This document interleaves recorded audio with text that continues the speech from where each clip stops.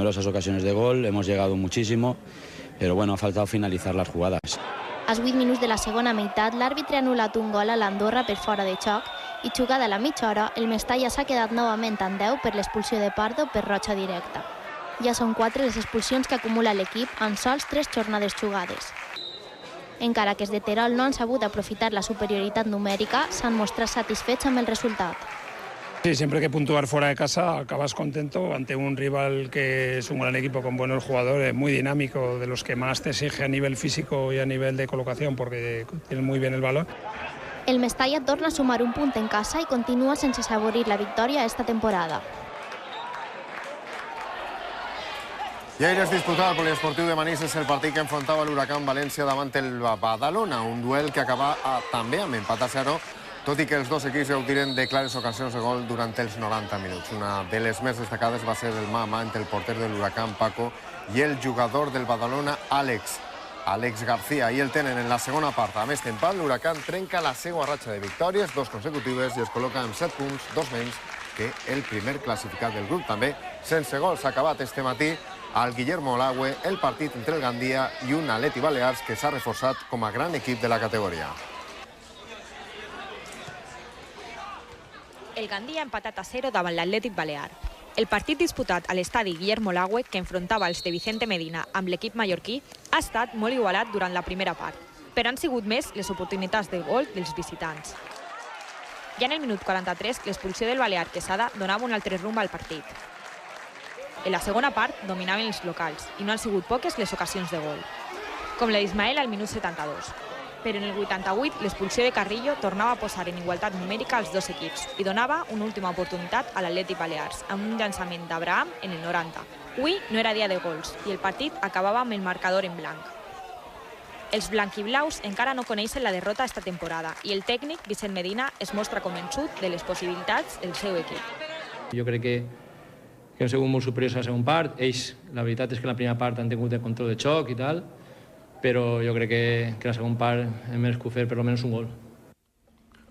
Una part per a cada equip i és normal. Dèiem que l'Atleti Balears, Paco, és un dels equips que més ha reforçat. Té noms d'exjugadors de primera divisió. Antoñito, Perera, Diop... Hasta 5 jugadors ha firmat enguany que han passat per la primera divisió. Sí, un pastizal. Una pasta s'ha gastat, i si no puja de categoria...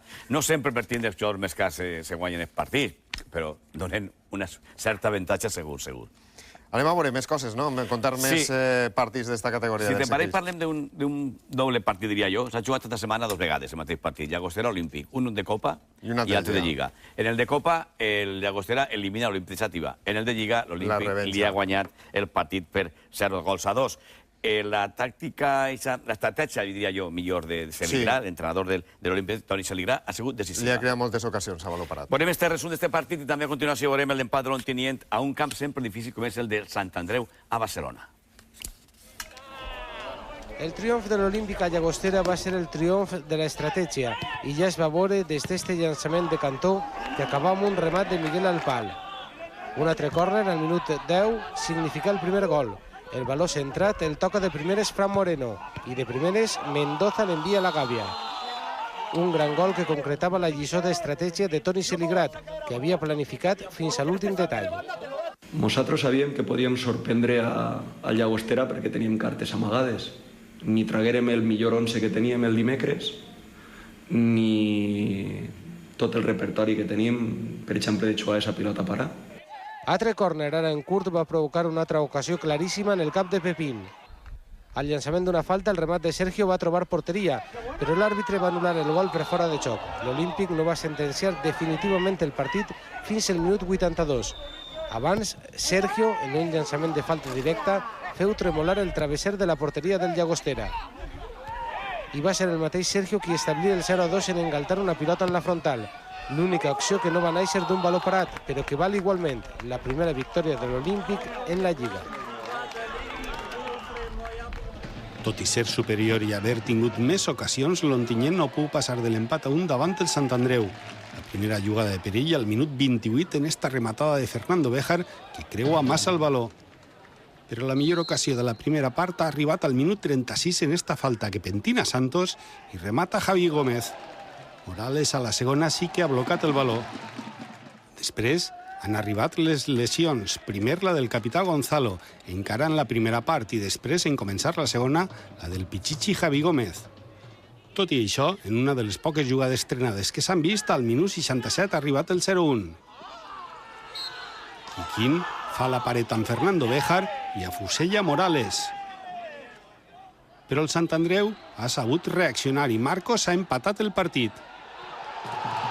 Centre de Nacor Bueno i la indecisió entre la defensa i el porter que deixa el gol en safata per a Marcos. En els últims minuts el Sant Andreu ha tingut més ocasions, però esta volta Marcos no ha estat encertat i ha deixat que des de la vall d'Albaida s'hagin emportat un punt de Barcelona.